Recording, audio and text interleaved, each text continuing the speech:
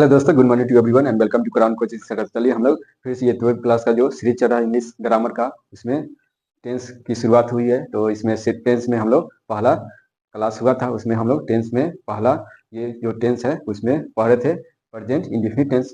तो उसी को हम लोग आगे बढ़ाते हुए अगला हम लोग टेंस चलिए पढ़ते हैं। तो हेडिंग डाल लीजिए ये टेंस, और उस टेंस में हम लोग आज दूसरा टेंस पढ़ेंगे। उससे पहले इसमें पहले प्रेजेंट इंडेफिनिट टेंस में जो भी शुरुआत किए थे उसमें कुछ छूटा था, उसको हम लोग कवर करेंगे।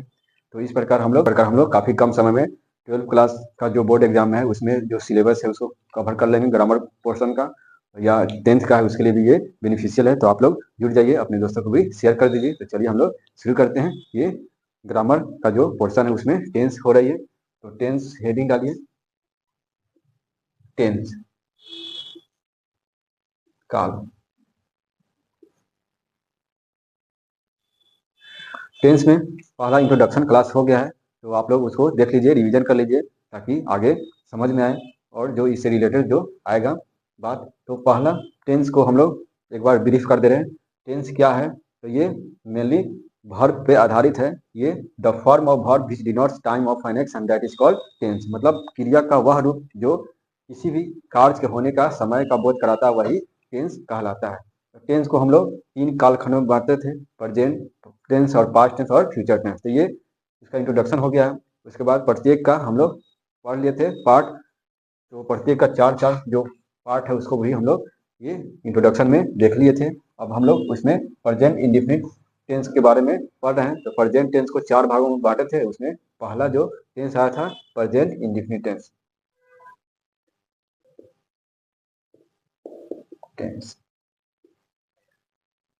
तो इसी में हम लोग को जो छूटा था प्रेजेंट इंडेफिनिट टेंस में ये पढ़ना है conditional sentence. Conditional sentence, conditional sentence क्या होता है? ये कंडीशनल सेंटेंस ये शर्त सूचक होता है। इसमें 2 काम होता है और इसमें 2 क्लॉज होता है। एक होता है प्रिंसिपल क्लॉज और एक दूसरा होता है सब ऑर्डिनेट क्लॉज। तो प्रिंसिपल क्लॉज जो होता है मेन क्लॉज होता है, उसी पर डिपेंडेंट होता है ये सबऑर्डिनेट क्लॉज। तो ये क्लॉज जब पढ़ेंगे तो इसमें चर्चा होगी। अब इसका सेंटेंस देखना है। जैसे इसमें क्या क्या आता है? सबऑर्डिनेट क्लॉज इफ है, वेन है, एज सुन एज है, when after, as soon as, ये सब बहुत सारे कंडीशनल वर्ड्स आता है। तो इसमें क्या क्या सेंटेंस होगा? जैसे हम बोलेंगे अगर आप कठिन परिश्रम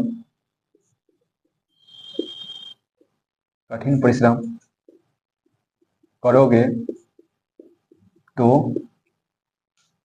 क्या होंगे? सफल होंगे।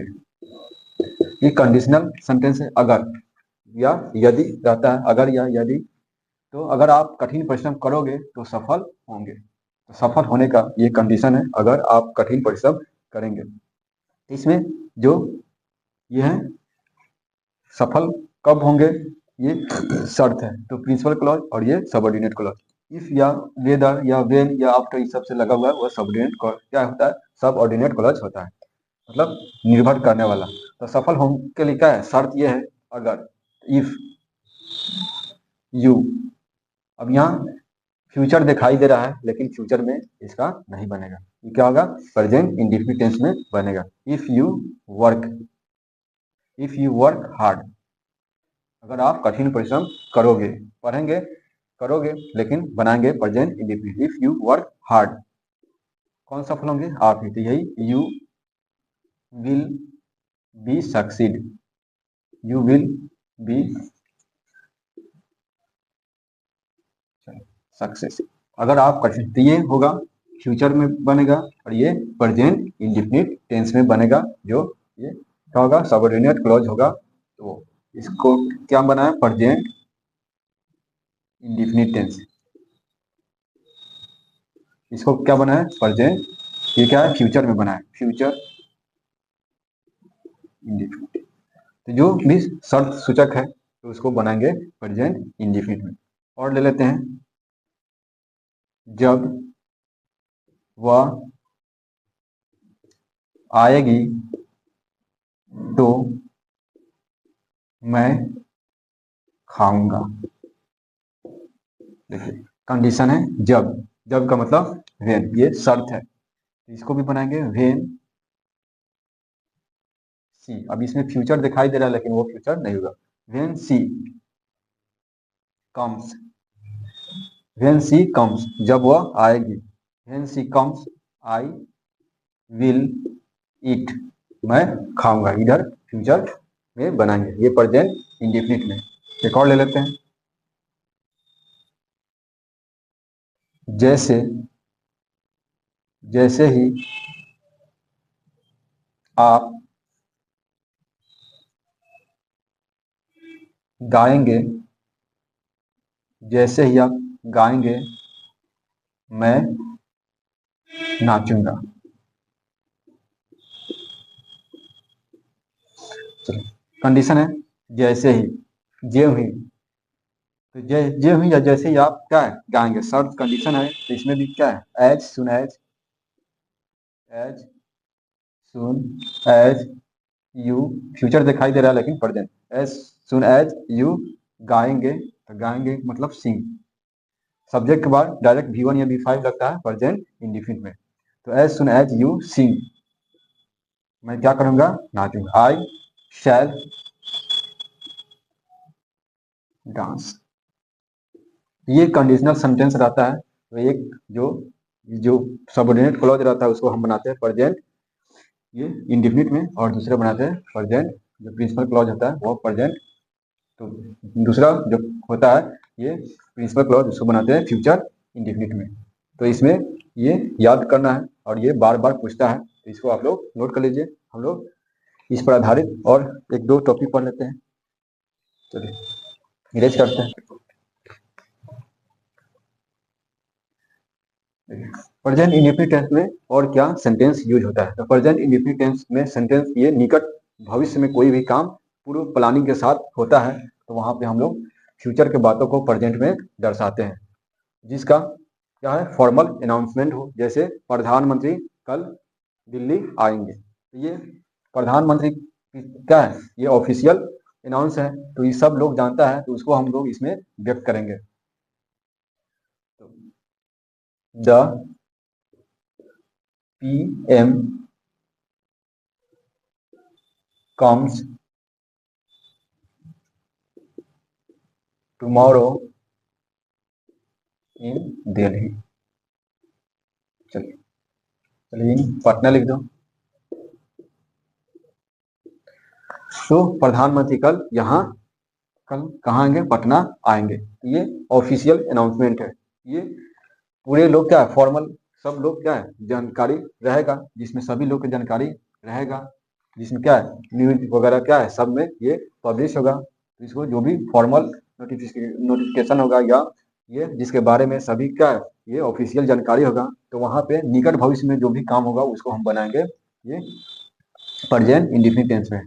कल आएंगे, यहाँ टुमारो का यूज जनरली ये फ्यूचर में करते हैं या ये कंटिन्यूस में करते हैं, लेकिन यहाँ पे यूज करेंगे क्योंकि क्या है ये पूर्व प्लानिंग है, प्री प्लानेड ये एक्शन है। इसी तरह अब अगर हम लिखेंगे कि हम लोग क्या है कोई एक जनरल आदमी कहीं जाने वाला है कल परसों क्या है पूर्व प्लानिंग के दिन, तो वहां पे ये यूज नहीं होता, उसको कंटिन्यूस में होता है। जैसे मैं कल दिल्ली जाऊंगा या जा रहा हूँ, आई एम, यहाँ I am going to Delhi tomorrow.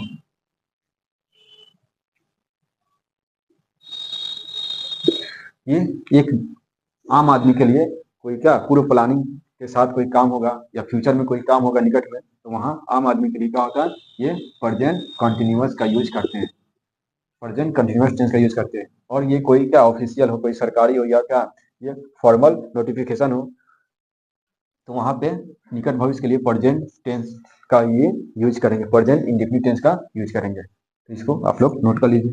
Present indefinite tense में और कौन कौन सा वर्ड होता है जो बार बार यूज होता है, तो ये इसमें बताया थे। जो ये क्या है प्रेजेंट इंडेफिनिट टेंस ये आदत बताता है, हैबिचुअल वर्क बताता है, प्रिंसिपल बताता है, प्रोवर्ब्स बताता है। तो ये एवरीडे, एलवेज, एलवेज आता है, ऑफेन आता है, उसके बाद ओकेजनली आता है, जनरली आता है, जो आदत को बताता है, विजुअल वर्ड को बताता है।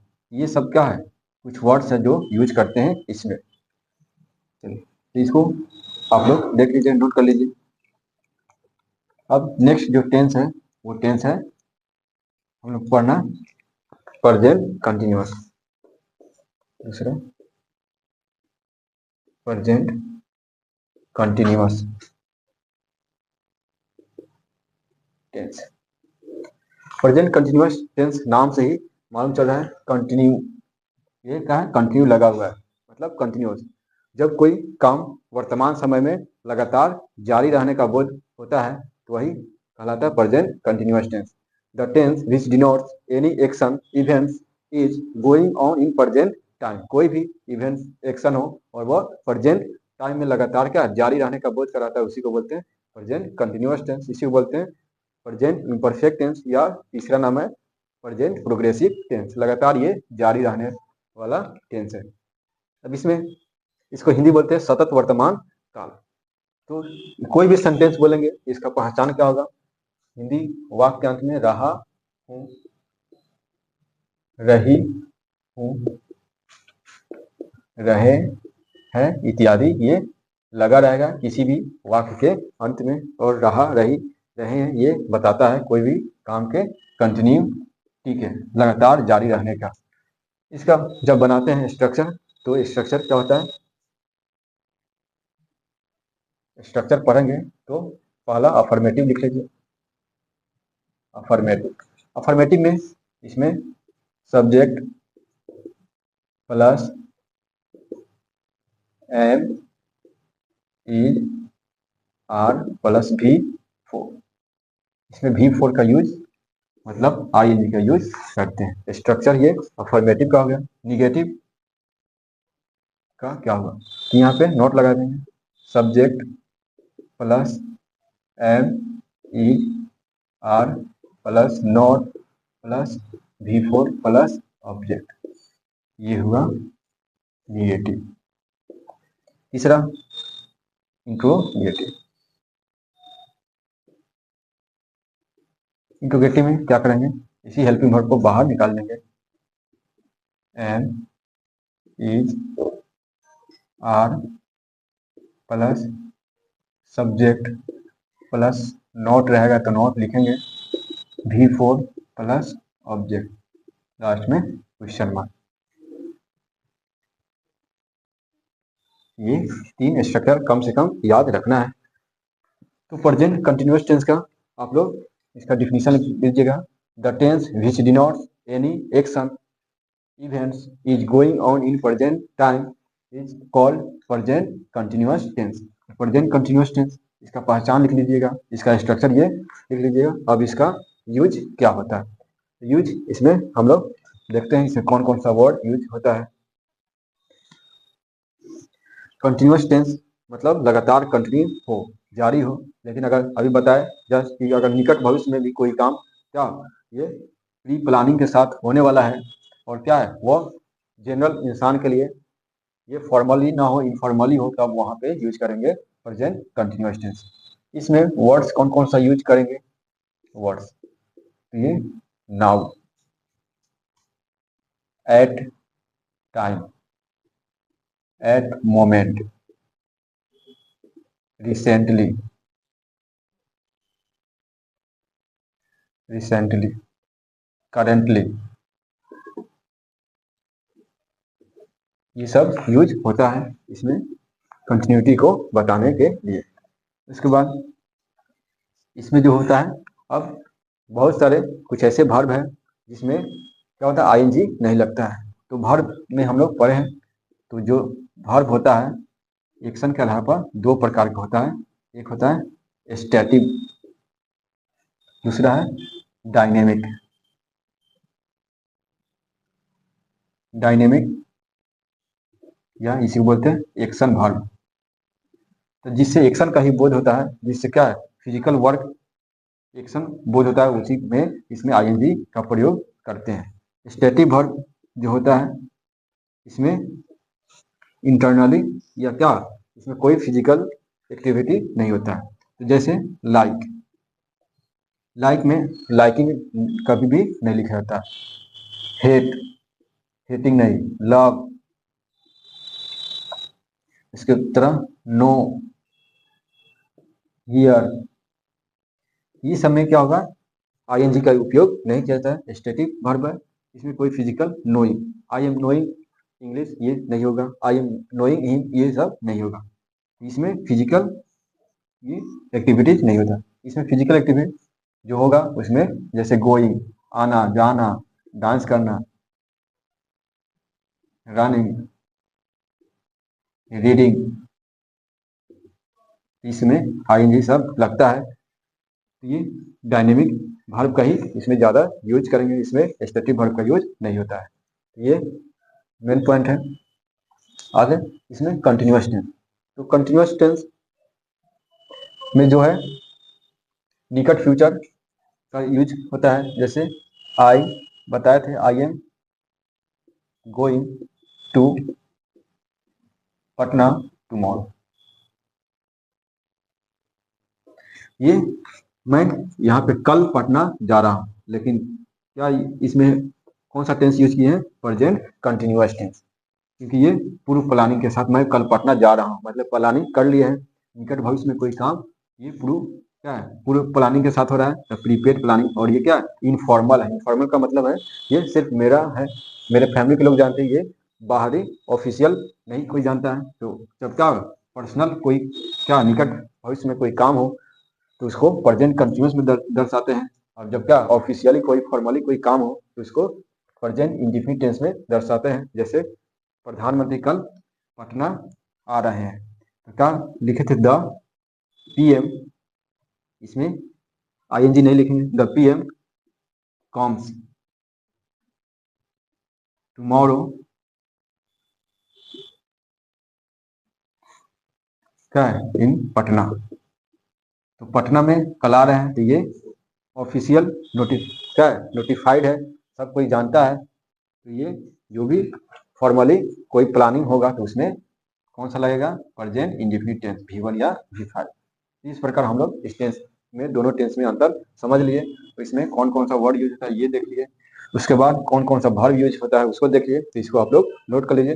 पहचान है, ये स्ट्रक्चर है, और इसका अगर हिंदी लिखना है, इसका अगर इसका डिफिनीशन लिखना है तो इसको लिख लीजिएगा, the tense which denote an action is going on in present time is called present continuous tense. तो ओके, इसको नोट कर लीजिए।